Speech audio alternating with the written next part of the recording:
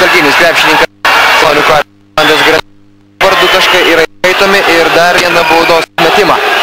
Nes Jeremy Macy's.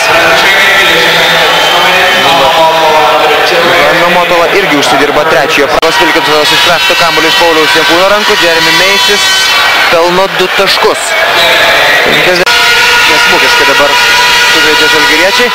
Varžovai ir toliau. Visas savo problemas stengiasi išspręsti žaidėjams. Dėl ko susinervino, aišku, dabar dar klaida lygioje aikštės vietoje. Ir štai taip, krauna kamuolį iš viršaus Jeremy Macy's. 64-53. Ir Žalgirio pirmoji šio kėlinio ataka nesėkminga, o Jeremy Macy's stabdyti nėra kam. Taigi Žalgirio komandos pranašumas po labai ilgos pertraukos tirpsta iki vienženklio. 60. Visa su to atmestu kamuoliu reikia mokėti elgtis. Ir šiandien